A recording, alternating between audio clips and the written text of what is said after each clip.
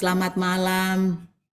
Puji nama Tuhan kalau malam hari ini kita boleh berkumpul bersama-sama di suasana yang penuh dengan sukacita. Ya, sudah mendekati bulan Berber ya. Ya, ini sudah akhir Agustus. Di minggu terakhir nih hari Kamis Agustus. Bulan depan sudah Berber.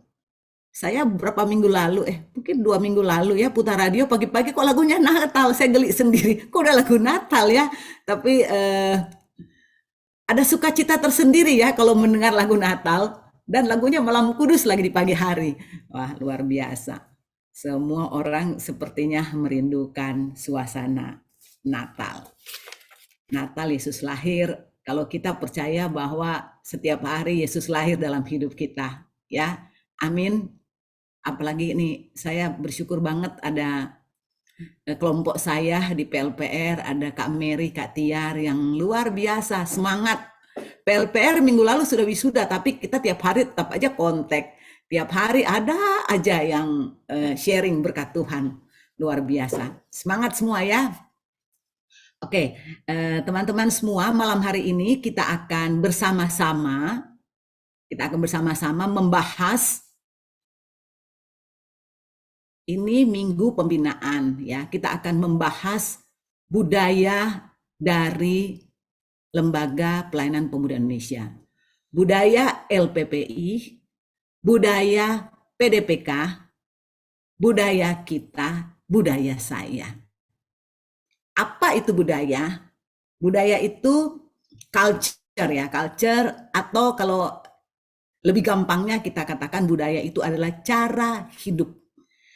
Jadi dalam beberapa bulan ini kita udah masuk pada bulan ketiga, kita mau melihat apa sih yang menjadi cara hidup dari LPPI, apa yang menjadi cara hidup dari PDPK, apa yang menjadi cara hidup dari kita, dan apa yang menjadi cara hidup dari saya. Cara hidup saya itu apa? Ya, bisa kelihatan ya, ini saya share screen. Kelihatan ya? Ya, oke. Ya. Nah, kita akan belajar tentang budaya. Apa yang menjadi budaya dari saya? Ya, saya yang ada di dalam komunitas ini. Apa yang menjadi budaya dari PDPK? Apa yang menjadi budaya dari LPPI? Dalam 2 bulan kita sudah mempelajari. Bulan pertama kita belajar tentang budaya. Yang pertama adalah resourceful ini atau kecerdasan ya, dalam Indonesia kecerdasan. Kita diingatkan supaya kita sebagai anggota PDPK, sebagai jemaat Tuhan, sebagai murid Kristus, kita memiliki kecerdasan, kita berhikmat, dan kita tidak berhenti untuk belajar terus menerus. Ada salah satu dalam satu buku dikatakan bahwa belajar itu, dia bilang belajar adalah from womb to tomb. Jadi dari rahim, jadi dari lahir sampai tomb, sampai mati, tetap harus belajar. Belajar itu terus menerus. Itu adalah budaya yang pertama. Yang kedua adalah kita belajar agility atau tangkas. Di sini kita belajar menjadi seorang jemaat yang antusias ya, yang memanfaatkan setiap kesempatan, yang tidak mau melewatkan setiap kesempatan, punya daya juang dan memiliki roh yang terus menyala-nyala. Dan hari ini adalah yang ketiga, yaitu integrity. Integrity yang kita terjemahkan dengan tulus. Nanti bulan depan kita akan belajar sinergi, dan bulan berikutnya excellent service. Jadi kalau disingkat menjadi RACE, bukan RAISA ya, RAISE ya, disingkat menjadi RACE. Hari ini khusus kita akan masuk pada bagian yang ketiga, yaitu integrity atau tulus. Apa sih integrity itu? Di Kamus Besar Bahasa Indonesia dikatakan bahwa integritas adalah mutu, sifat, dan keadaan yang menggambarkan kesatuan yang utuh, sehingga memiliki potensi dan kemampuan memancarkan kewibawaan dan kejujuran. Ini di dalam Kamus Besar Bahasa Indonesia. Atau kalau kita bikin secara singkat, secara gampang, integritas itu adalah apa yang kita perkatakan sama dengan apa yang kita lakukan. Kalau mau tambah lagi, apa yang ada di dalam hati kita, apa yang kita pikirkan, apa yang kita perkatakan, sama dengan apa yang kita lakukan. Itu yang dimaksud dengan integritas. Jadi sama. Jadi bukan lain di mulut, lain di hati. Nah, itu lawan dari integritas. Ya, kalau integritas sama, yang di hati sama, di mulut sama, dilakukan juga sama. Itu secara gampang dikatakan maksud arti dari integritas. Teman-teman yang terkasih dalam Tuhan, di dalam ibadah PDPK selama bulan Agustus ini ya, kita ada belajar beberapa tema yang luar biasa sangat menarik. Kita belajar tentang Lot si pemilih, Yunus si pemberontak, Yusuf Arimatea si pemberani. Dan malam ini kita akan melihat juga suatu tokoh dalam Alkitab yang punya integritas. Sebelum saya lanjut, kira-kira siapa? Ada yang bisa menebak kira-kira tokoh siapa yang kita mau bahas malam hari ini? Bukan tokoh kita ya. Ada yang bisa tebak tokoh siapakah malam ini akan kita bahas? Kok diam semua ya? Gak apa-apa ngomong. Kira-kira siapa? Siapa Leo? Yunus. Yeremia. Yunus sudah minggu lalu. Oh, udah. Yeremia. Ayub. Terus siapa lagi? Lewi. Yeremia, Ayub. Siapa? Lewi. Suku itu. Paulus. Daniel. Paulus. Nuh. Artinya banyak sekali tokoh dalam Alkitab yang berintegritas. Coba kalau misalnya tiba-tiba dari teman-teman teman-teman PDPK siapa ya yang berintegritas? Dan ternyata mereka nyebut semua nama kita. Luar biasa ya. Oh, Lydia. Wah, Rineke. Waduh, siapa lagi? Lewi. Semua disebut. Alan disebut nggak ya? Ya, Alan disebut lah. Senang nggak ya kalau misalnya kita disebut sebagai orang yang punya integritas. Nah, di dalam Alkitab banyak sekali tokoh-tokoh yang punya integritas. Dan malam ini saya bukan karena itu ya, gender ya, sehingga saya memilih wanita. Pribadi yang berintegritas, malam ini kita akan bahas tentang Ruth ya. Tentang Ruth, pribadi yang berintegritas. Kita lihat dulu. Ya, ceritanya di dalam kitab Ruth. Kitab Ruth ini ditulis oleh Samuel pada saat, kalau kita lihat ya di dalam Alkitab, kitab Ruth ini ada di antara kitab Hakim-Hakim dan kitab Samuel. Ya.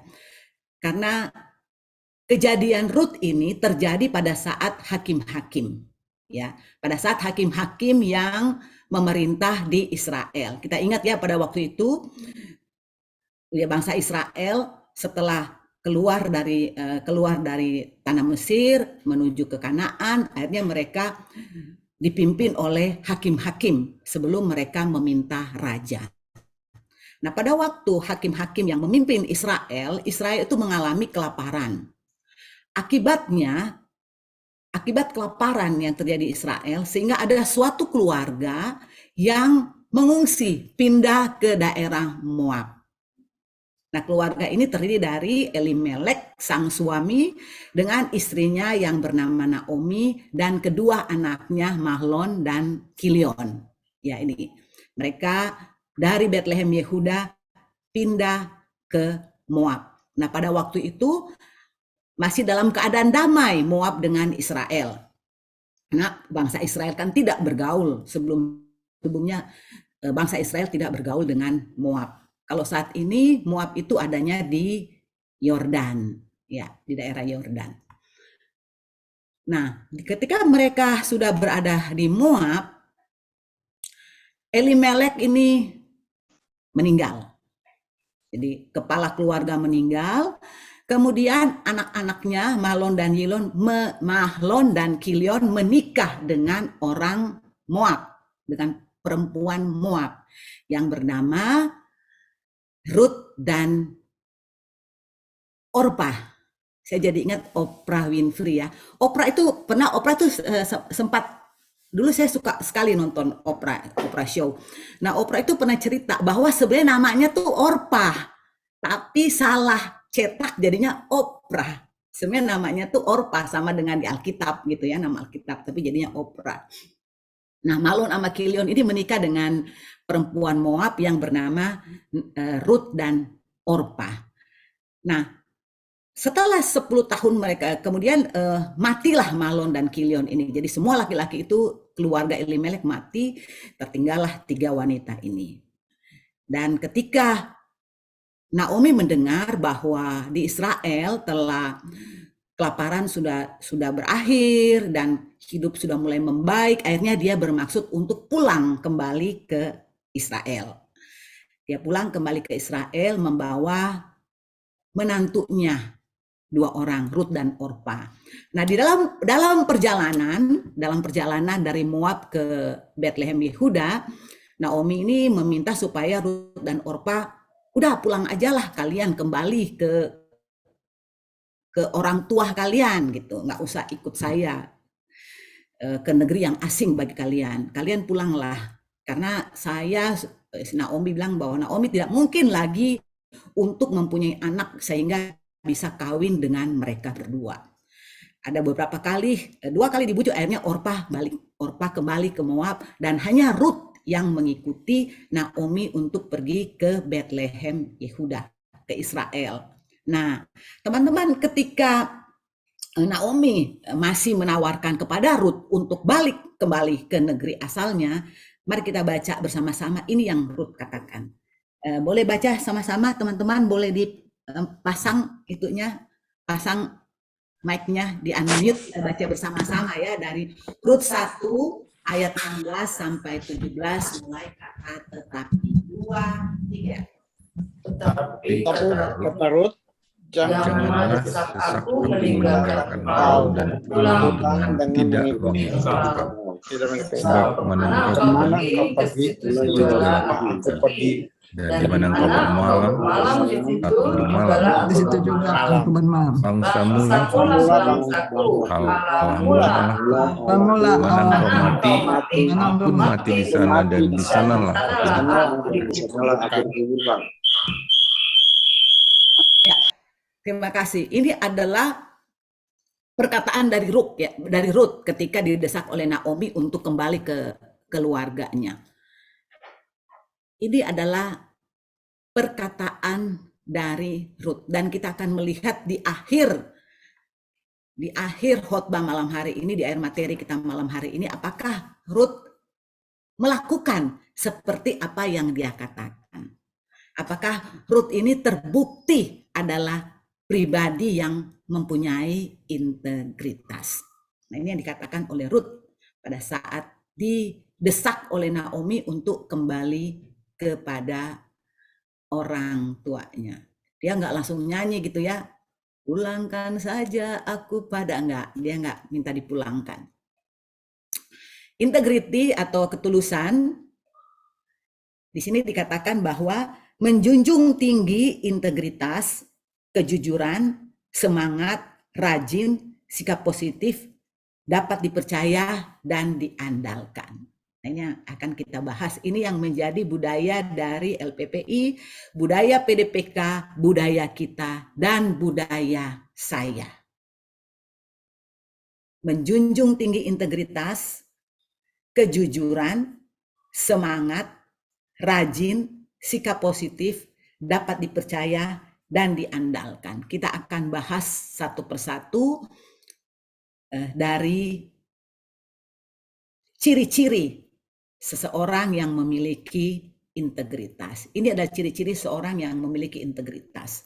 Yang pertama, orang yang memiliki integritas adalah orang yang mempunyai disiplin. Orang yang hidup disiplin.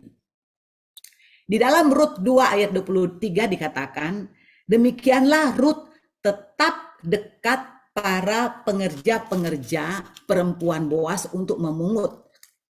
Sampai musim menuai jelai dan musim menuai, ini ketutupan kepalanya Lewi, saya lihat di Alkitab aja ya. Gambarnya suka ketutupan. Ayat 23. Demikianlah Rut tetap dekat pada pengerja-pengerja perempuan Boas untuk memungut. Sampai musim menuai jelai dan musim menuai gandum telah berakhir. Dan selama itu ia tinggal pada mertuanya. Di sini kita melihat bahwa Rut adalah pribadi yang disiplin. Ketika dikatakan oleh mertuanya, kalau bekerja tuh dekat-dekat dengan para pengerja perempuan di situ, kamu ngikutin aja. Dan itu yang dia lakukan, disiplin. Dia lakukan setiap hari, dia tetap dekat dengan pengerja-pengerja. Sampai musim menuai itu berakhir, itu dia lakukan terus-menerus. Dan selama itu dia tinggal pada mertuanya. Kita melihat bagaimana Rut adalah seorang yang disiplin. Budaya di PDPK adalah kita menjunjung tinggi disiplin. Seperti tadi waktu memulai, Kak Teti udah bilang, sekarang sudah jam 7, kita mulai ibadah kita. Kita selalu on time. Kita selalu belajar untuk disiplin, memulai tepat waktu, menyelesaikan juga tepat waktu. Saya sama kelompok saya juga begitu, kita selalu disiplin waktu. Oke, janjian jam 7 janjian gitu. Kita menepati waktu. Bapak Ibu, teman-teman semua, di kantor kami itu ada ya sama lah, mungkin di kantor teman-teman kita ada jam kerja. Jam kerja kami tuh jam 9 sampai jam 5. Kemudian ada istirahatnya jam 12 sampai jam 1. Nah, saya perhatikan. Dulu saya pegang HRD, pegang SDM. Sekarang udah ada orang lain yang pegang HRD, dan yang pegang HRD itu masih anak muda gitu ya. Jadi anak muda, saya memperhatikan, dan ini juga yang sering dikatakan oleh bos saya, anak muda sekarang kurang berbudaya katanya. Anak muda sekarang selalu melihat dengan logika, dengan apa gitu ya, budayanya kurang. Saya perhatikan kalau saya secara senior, karena saya di kantor sudah termasuk yang senior, sudah tidak pakai absen gitu ya. Sebenarnya saya udah nggak perlu pakai absen, tapi saya tetap absen. Dan saya absen kita fingerprint. Dan saya selalu tepat waktu. Saya selalu jam 9 kurang 10, jam 9 kurang 5, saya selalu datang tepat waktu. Pulang juga pokoknya tepat waktu. Istirahat makan pun tepat waktu. Sementara itu banyak sekali anak-anak muda tuh, mereka tuh kalau datang ke kantor setengah 10 suka. Jadi mereka tuh disiplinnya setengah hari, cuma pulang aja mereka disiplin. Jam 5 teng sudah semua depan fingerprint. Cuek gitu. Mereka punya prinsip yang penting pekerjaan selesai gitu. Jadi nggak peduli dengan absen. Begitu juga jam istirahat. Jam istirahat setengah 12 udah turun beli makanan. Habis beli makanan, nanti mereka makan jam setengah 2 baru bubar dari tempat makan. Itu anak-anak yang, dan ya SDM-nya juga ya termasuk di situ, jadi susah juga gitu, nggak bisa menegur. Terus saya perhatiin ternyata yang masih suka disiplin adalah yang senior. Terus saya kepikiran, kenapa malah kita yang senior yang sebenarnya udah nggak perlu absen, kita malah yang disiplin. Ternyata karena kita sudah terbiasa dari waktu kita mulai kerja 20 tahun lalu, 30 tahun lalu, kita udah terbiasa disiplin, terbiasa terbiasa dulu absen dengan ketat. Jadi sampai sekarang pun udah terbiasa. Ternyata disiplin itu bisa jadi karena dibiasakan. Ya, itu ya. Dan kita belajar juga dari Ruth ya. Dia juga adalah pribadi yang disiplin. PDPK juga ini disiplin, soal waktu sangat disiplin. Kita disiplin dengan semua yang kita lakukan, kita disiplin. Itu yang pertama, disiplin. Kemudian yang kedua adalah jujur. Jujur. 2 ayat 10 saya bacakan buat kita semua, 2 ayat 10. Lalu sujudlah Ruth menyembah dengan mukanya sampai ke tanah dan berkata kepada Boas, "Mengapakah aku mendapat belas kasihan daripadamu sehingga Tuhan memperhatikan aku padahal aku ini seorang asing?" Ya. Ruth jujur mengatakan bahwa dia ini seorang asing. Jadi kalau dia seorang asing, apalagi dia orang Moab, yang sebenarnya orang Moab itu tidak bersahabat dengan orang Israel gitu ya pada saat itu. Dan Ruth jujur ketika Boas menolong dia, memberikan belas kasihan kepada Ruth, dia jujur mengatakan bahwa aku ini seorang asing. Dia mengaku dengan polos ya, dengan jujur bahwa dia adalah seorang asing gitu ya. Dia enggak diam-diam aja gitu ya, diam-diam aja. Orang kan dia kan enggak nanya saya dari mana. Nah, kadang-kadang kan gitu. Saya selalu ingat pendeta Ridwan tuh selalu bilang gini ya, kalau kadang-kadang gitu ya ada anak-anak sekolah yang ujian, ketika ujian dia nyontek dan tidak ketahuan, yang dia katakan, aduh puji Tuhan nggak ketahuan. Seharusnya ketika kita melakukan kesalahan, kita mesti senang kalau cepat-cepat ketahuan daripada kita jatuh lebih dalam ya. Lebih baik cepat-cepat ketahuan. Kalau kita melakukan suatu dosa, cepat-cepatlah ketahuan. Kita bisa bersyukur, puji Tuhan, ketahuan, jangan malah disimpan. Nah ini, Ruth adalah seorang yang jujur. Itu ciri yang ketiga dari orang yang berintegritas. Yang ketiga, Ruth adalah seorang yang ketiga adalah semangat. 2 ayat 2. Dikatakan seperti ini, Ruth 2 ayat 2. Maka Ruth, perempuan Moab itu berkata kepada Naomi, "Biarkanlah aku pergi ke ladang memungut bulir-bulir jelai di belakang orang yang murah hati kepadaku." Dan saut Naomi kepadanya, "Pergilah anakku." Wah, Ruth semangat. Dia tahu bahwa dia harus bekerja. Dia semangat bekerja bukan hanya untuk dirinya, tetapi juga bagi mertuanya. Kalau zaman banyak sekali ya mitos mengatakan bahwa mertua dan menantu katanya sulit sekali untuk bersahabat. Tapi kita melihat Ruth dengan mertuanya ini itu saling mengasihi, betapa saling mengasihi mereka ya. Ruth mau bekerja dengan semangat pergi ke ladang untuk bekerja, bukan hanya untuk dirinya tetapi juga bagi mertuanya. Malam ini banyak sekali teman-teman yang bersemangat. Saya kaget juga tadi waktu Jimmy sama Wilma ikut ibadah. Padahal baru 2 hari kemarin Jimmy kita dengar ada di IGD ya, ada di rumah sakit, tapi karena semangat tetap mau join, mau hadir ya. Mumpung juga kita kan masih dalam online ya. Kalau sudah tatap muka udah lebih susah. Kalau sakit nggak mungkin kita hadir. Kalau sekarang kalau cuma lemes-lemes dikit, cuma flu dikit, cuma jangan menjauhkan diri dari pertemuan ibadah.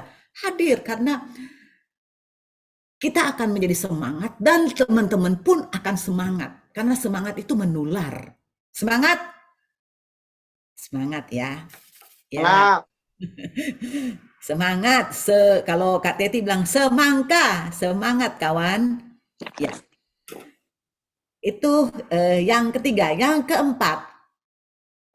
keempat adalah rajin.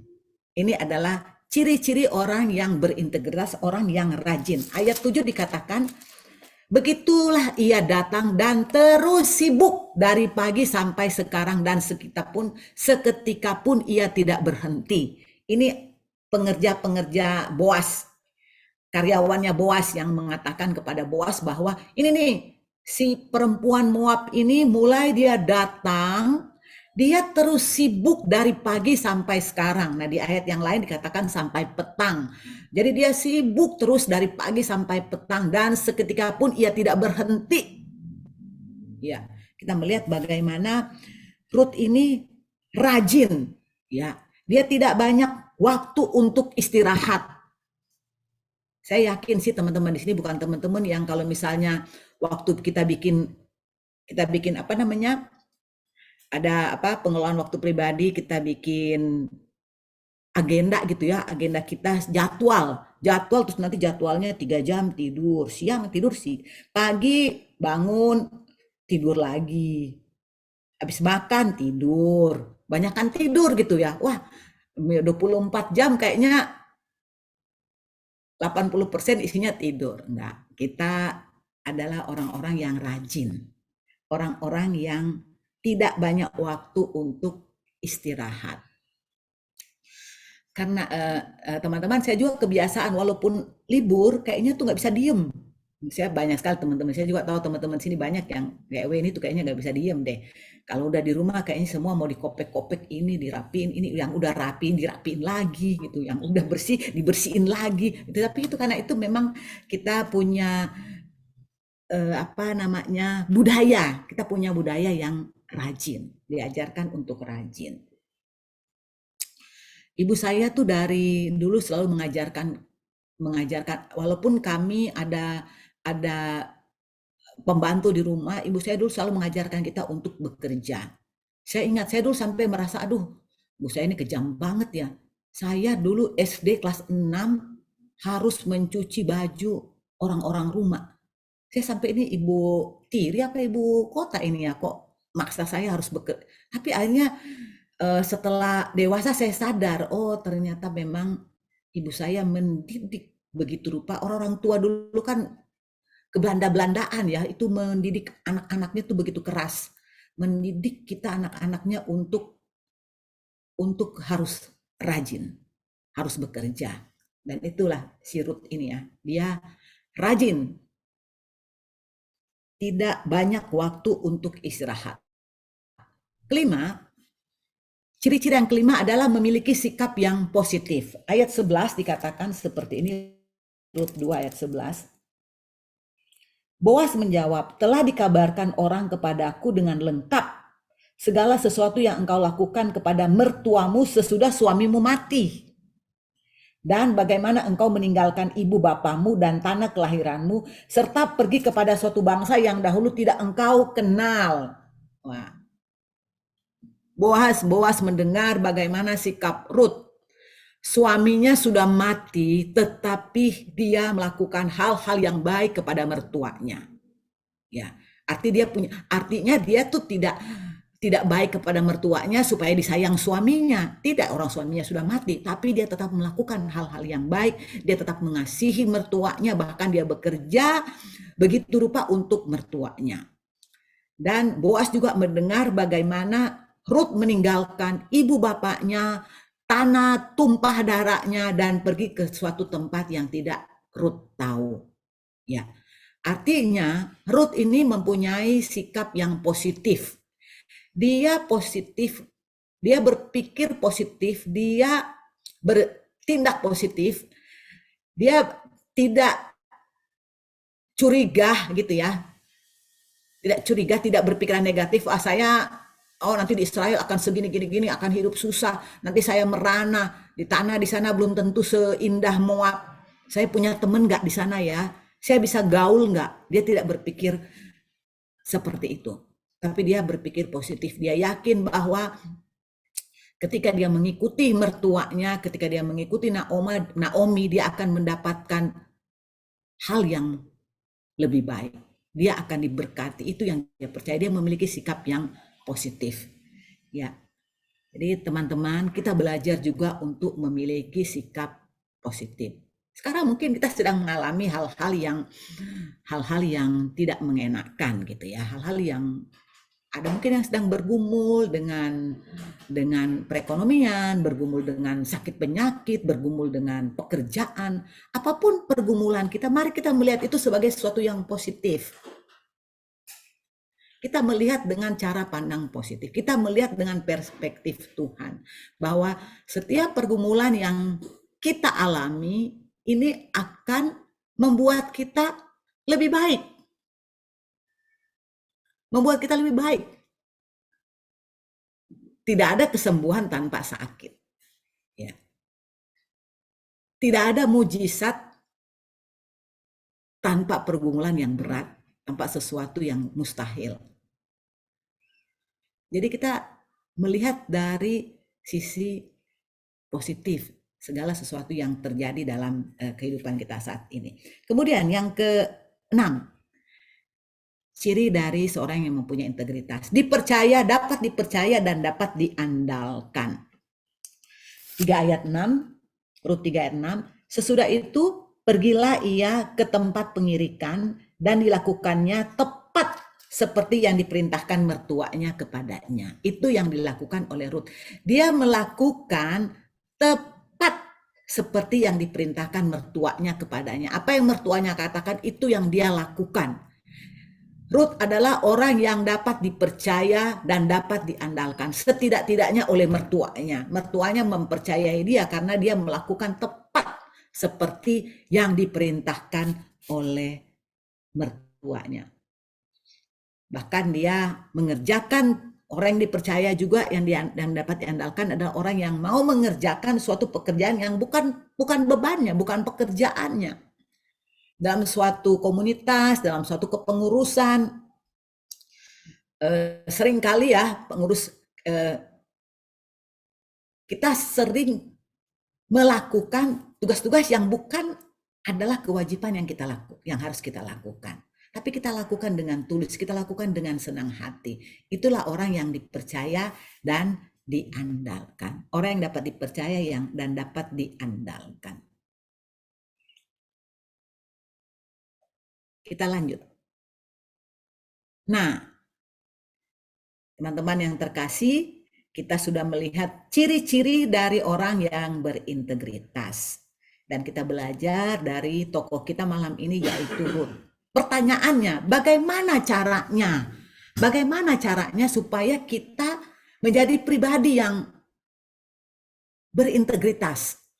Yang pertama, saya ambil dari 2 Korintus 1 ayat 12. 2 Korintus 1, bisa salah satu membacakannya, sudah ada di dalam slide. Kak Mary, boleh Kak Mary tolong baca? Dibuka ya, oke. Thank you. 2 Korintus 1 ayat 12. Inilah yang kami megahkan, yaitu bahwa suara hati kami memberi kesaksian kepada kami, bahwa hidup kami di dunia ini, khususnya dalam hubungan kami dengan kamu, dikuasai oleh ketulusan dan kemurnian dari Allah, bukan oleh hikmat duniawi, tetapi oleh kekuatan kasih karunia Allah. Iya. Di sini dikatakan bahwa ini surat Paulus kepada jemaat di Korintus. Paulus berkata kepada jemaat Korintus bahwa ketulusan dan kemurnian, ya, hubungan Paulus dengan jemaat di Korintus itu didasari oleh ketulusan dan kemurnian, itu berasal dari Tuhan, berasal dari Allah, bukan oleh hikmat duniawi. Jadi kalau Paulus memiliki ketulusan, memiliki kemurnian terhadap jemaat Korintus, itu semata-mata dari Allah, bukan oleh hikmat duniawi, tetapi oleh kekuatan kasih karunia Allah. Kasih karunia, kekuatan kasih karunia Allah. Kalau bahasa Inggris dikatakan by grace of God. Jadi dari kasih karunia Allah. Nah, teman-teman, ternyata untuk memiliki ketulusan, memiliki integritas, itu adalah kasih karunia Allah. Yang kita lakukan adalah minta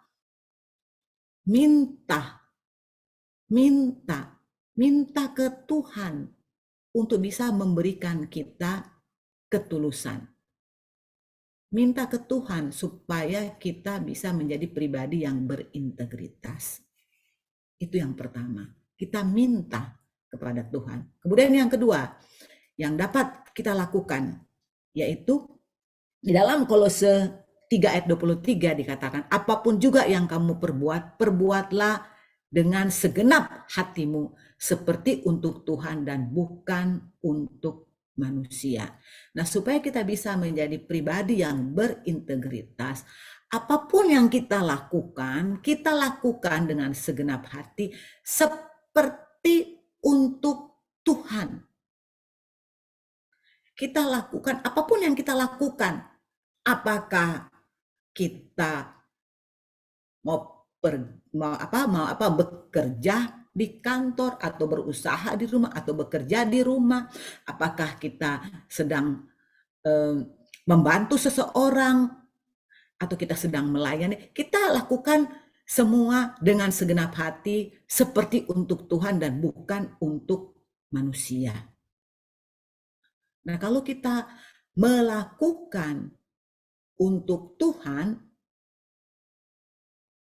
kita dapat melakukan dengan tulus, karena untuk Tuhan kita tidak. Kalau kadang-kadang kalau untuk manusia kita cenderung ada minta apa ya, take and give. Kita selalu, wah kalau saya buat ini, kamu buat ini, gitu ya. Saya baik supaya kamu baik. Itu biasanya. Dan ketika saya baik, teman kita tidak baik, bisa jadi masalah. Tetapi kalau kita lakukan seperti untuk Tuhan, kita baik, orang tidak baik kepada kita, nggak jadi masalah. Karena kita lakukan untuk Tuhan. Jadi orang mau menilai kita seperti apa, atau orang mau yang membuat, yang mau menyakiti kita, itu tidak akan menjadi masalah buat kita, karena kita melakukan untuk Tuhan. Kemudian yang ketiga yang dapat kita lakukan adalah di dalam Ibrani 10 ayat 25, janganlah kita menjauhkan diri dari pertemuan-pertemuan kita seperti dibiasakan oleh beberapa orang, tetapi marilah kita saling menasihati dan semakin giat melakukan menjelang hari Tuhan yang mendekat. Janganlah menjauhkan diri. Ini hal yang ketiga yang dapat kita lakukan adalah tetap ada dalam suatu komunitas. Komunitas yang bertumbuh. Komunitas yang saling mengingatkan. Komunitas yang saling menegur. Ada di situ. Nah, disitulah kita bisa, integritas kita bisa terbangun di situ. Karena integritas nggak bisa kita bangun dengan diri kita sendiri. Kita harus ada dalam suatu komunitas. Karena itu, marilah kita selalu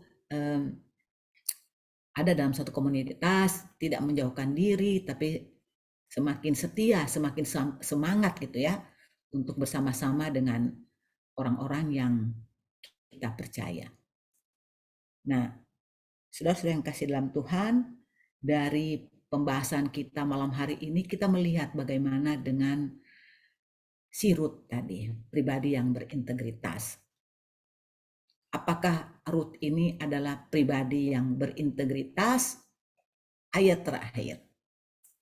Ini yang dikatakan oleh perempuan-perempuan di situ ya, bukan oleh Ruth, tapi oleh orang-orang di situ. Bisa, sekarang tolong Kak Tiar bisa baca. Siap. Oke, silakan Kak Tiar. Pribadi yang berintegritas Ruth. Sebab itu perempuan-perempuan berkata kepada Naomi, terpujilah Tuhan yang telah rela menolong engkau pada hari ini dengan seorang penebus.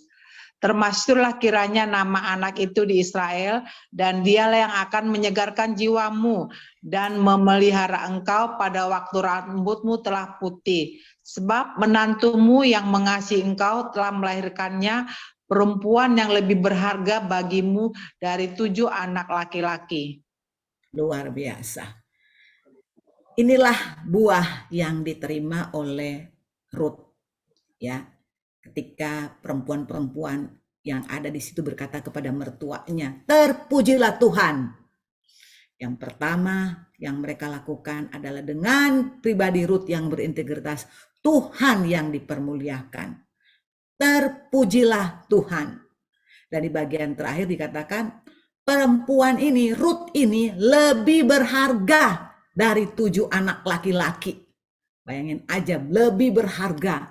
Artinya Ruth sudah membuktikan apa yang dia perkatakan dengan apa yang dia perbuat adalah sama. Ruth adalah pribadi yang berintegritas. Biarlah kita pun yang sudah belajar malam hari ini, kita pun belajar dari Ruth, supaya kita menjadi pribadi yang berintegritas. Amin.